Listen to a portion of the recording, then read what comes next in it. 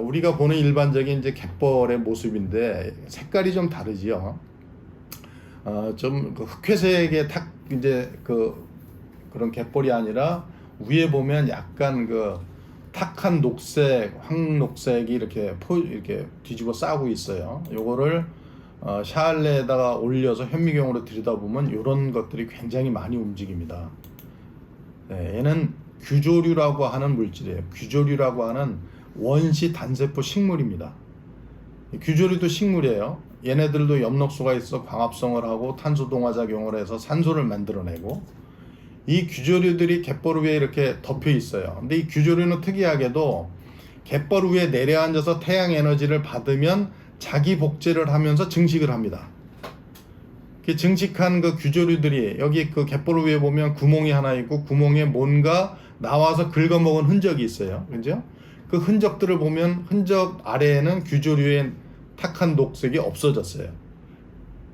결국은 이 구멍에 있는 주인이 요 규조류를 긁어먹었다는 거거든요. 누군가 지켜봤어요. 얘입니다. 얘가 갯지렁이 중에서 몸 길이가 가장 길어요. 이게 강화도에 지금 이게 보호생물로 지정이 되어 있습니다. 해양수산부에서 해양보호생물로 지정을 해서 관리하고 있는 흰이빨 참갯지렁이라고 하는 종이에요. 이 흰이빨 참갯지렁이 몸 길이가 굉장히 길지만 얘는 철저한 초식성입니다. 그래서 아주 예민하고요. 눈은 퇴화됐지만 감각이 아주 뛰어나서 몸 동작이 굉장히 빠릅니다. 구멍에서 살살 나와서 갯벌 위에 있는 이런 규조류를 긁어 먹으면서 살아가는 갯벌 주인이에요. 자, 갯벌 위에 조금 더 걸어 나가면, 자, 조간대 중부 하부 정도 이렇게 나가 보면 여기도 갯벌 위에 뭔가가 슬쩍슬쩍 스치고 지나가는 흔적이 보이죠. 그 스치고 지나가는 흔적 보면 역시 규조류가 사라졌어요. 요거는 누가 이런 짓을 해놓냐면 물속에서 얘가 그런 짓을 합니다. 숭어가 긁어먹은 흔적이에요. 숭어는 입 앞을 보면 좀 특이하게 생겼어요. 일반 물고기하고 좀 달리 아래 턱이 굴절되어 있으면서 안에 굉장히 이렇게 딱딱한 뼈 같은 게 들어가 있어요. 이 아래 턱으로 물속에서 수영을 하면서 갯벌 표면을 이렇게 슬쩍슬쩍 퍼먹고 지나갑니다. 얘네들이 갯벌 위에 있는 물속에서 규조류만 긁어먹을 수 있는 그 능력이 없지요. 그러니까 갯벌 흙을 긁어먹어요. 그러면서 순수한 흙은 배설을 하고 같이 들어온 규조류를 소화를 합니다. 그래서 숭어의 주 먹이가 규조류입니다. 실제로 우리나라의 그 연안에 사는 전어, 밴댕이 이런 애들도 전부 다 규조류를 주 먹이로 해서 살아가요. 그러니까 이 규조류라고 하는 물질은 갯벌 생태계를 유지하고 있는 굉장히 중요한 생산자입니다. 그래서 규조류라고 하는 생물에 대해서 그 위키피디아라고 하는 그 인터넷 백과를 뒤져봤어요. 규조류라고 하는 게 이제 이렇게 원문이 나와 있는데 다 읽어드리면 복잡하고 힘드니까, 자, 마이크로파이터, 마이크로알지, 규조류라는 얘기예요. 얘네들에 대한 이야기를 하면서 얘네들이 중간에 녹색으로 만들어 놓은 문장을 한번 보시죠. They produce approximately half of the atmospheric oxygen and use simultaneously the greenhouse gas carbon dioxide to grow phototrophically. 이게 뭐냐면 이 규조류들은 지구 대기 산소의 약 절반을 생산을 해내요. 그리고 and use, simultaneously는 뭐 동시에 그런 뜻이에요. at the same time과 같은 뜻입니다. 동시에 얘네들이 지구 온난화 가스인 그린하우스 가스 카본 다이옥사이드 이산화탄소를 뒤에 맨 뒤에 보면 포토오토트래피컬리, 이게 이제 광합성이라는 얘기죠. 광합성 과정에서 이산화탄소를 소비를 합니다. 그런 얘기예요.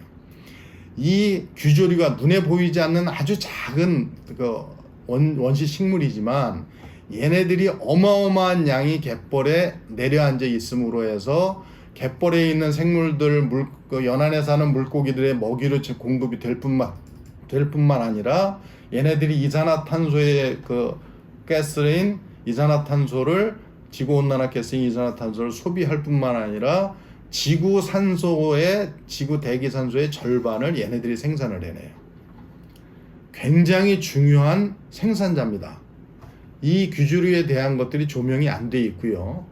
이제 뒤에 보면 얘네들은 먹이사슬의 근본이고 모든 영양 단계, 지구 생태계 영양 단계 에너지를 제공하는 생물이다 이렇게 나오는 거죠. 이 규조류에 대한 물질이 결국은 이제 뒤에서 나오는 이런 아까 앞에서 얘기한 그 대규모 그 곡물 시장에서 지구 생태계를 황폐화시키는 이런 회사들이 결국은 규조류가 지구 생태계에서 점점 감소하게 만드는 원인이 되고 있는 거죠. 자, 인천에 조력 발전을 한다고 한동안 강화 조력을 만든다고 굉장히 많은 그 논란들이 있었어요. 지금은 이제 없어진 게 아니라 수면 아래로 가라앉았을 뿐이에요. 왜냐하면 이거를 추진하고자 하는 사람들은 자기네들이 의견이 관철될 때까지 계속 물 밑에서 작업을 할 겁니다. 지금은 이제 수면 아래 가라앉아 있지만 언젠간 또 나올 거예요. 자, 이 조력 발전이 왜 문제가 있는지에 대한 거를 알아야 찬성을 하든 반대를 하든 할 거 아니에요. 그런데 조력 발전의 문제점을 흐트러뜨리게 하는 찬성과 반대만 부각을 시키는 거예요. 그러면서 싸움을 시켜서 논점을 흐리게 만드는 거죠. 제 강의를 들으면서 여러분들이 판단을 해 주시기 바랍니다. 여기에 나와 있는 단면은 모식도는 갯벌을 단면을 뚝 잘라서 그려놓은 형태예요. 자, 여기 보시면 물이 나갔을 때 더 이상 안 나가는데 여기를 저조선이라고 합니다. 이게 이제 그 조하대가 형성되는 것이죠. 그다음 물이 들어왔을 때 더 이상 안 들어오는데 여기가 고조선이죠. 이게 이제 물이 가장 많이 만조선이라고 하는 곳이에요. 그러니까 이 고조선과 저조선 사이의 부분이 갯벌인 거예요. 자, 이 저조선 밑에 저 어딘가에다 조력 발전을 하기 위해서는 반드시 댐을 만들어야 됩니다. 왜냐하면 갯벌에 물이 들었을 때 안에 물을 가둔 다음에 댐에다가 저 수문을 만들어 놓고 만조가 됐을 때 물을 가둔 다음에 수문의 물을 바깥에 간조가 돼서 댐 바깥에 물이 빠지면 낙차 에너지를 이용을 해야 전기를 만드는 거니까, 그러면 댐의 밑에 있는 물의 수위가 저 수문 있는 데까지 올라갈 수밖에 없어요. 왜냐하면 저걸 다 뺐다가 다시 집어넣는 데는 또 바깥에 물이 빠지기 때문에 낙차 에너지를 크게 이용을 못해. 그러니까 항상 물을 잡아놓을 수 있는 저 댐의 그 수문까지는 물이 항상 잠기게 됩니다. 그러면 조화되는 자연적 아래에서 위로 상승하게 되고 갯벌이 열려있던 공간에서 갯벌 면적이 줄어들게 되지요. 그러면 남아있는 갯벌 면적은 위에 지금 고조선과 저조선 있는 칠면초 남은제 군락 있는 고기만 갯벌이 되게 돼요. 문제는 아까 제가 말씀드린 지구 생태계의 모든 영양 단계 에너지를 제공하는 규조류는 갯벌에 노출돼서 태양 에너지를 받아야만 증식을 해요. 그런데 그 에너지를 증식할 수 있는 그 규조류의 양이 절대적으로 감소를 하게 됩니다. 왜? 갯벌이 사라지기 때문에. 이렇게 해서 방류의 에너지를 얻고 밑에 수차를 돌려서 전기를 발생을 해서 이게 클린 에너지다라고 현혹을 시키고 있는데, 이 망가진 생태계에 대해서는 아무도 얘기를 하지 않아요.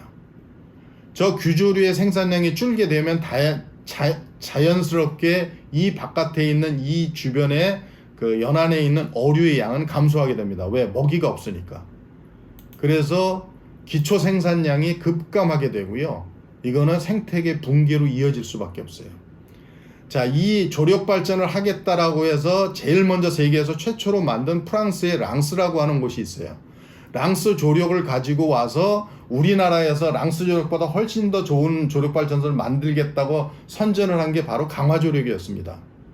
근데 강화도 조력에서 주민들의 반대에 부딪히고 환경단체 반대에 부딪히니까 그걸 다시 끌고 내려가서 슬그머니 밑으로 간 게 가로림만으로 간 거예요.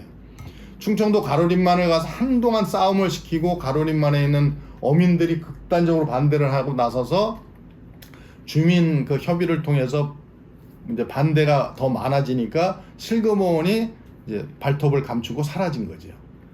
자, 이 개발을 하고자 하는 사람들은 이걸 통해서 얻고자 하는 이익은 결국은 에너지를 이용을 해서 저 조력 발전에서 이용해서 뭐 전기를 뭐 생산하는 것보다는 이 공사를 함으로 해서 얻어지는 공사 그 수주 금액이 더 욕심이 나는 거예요.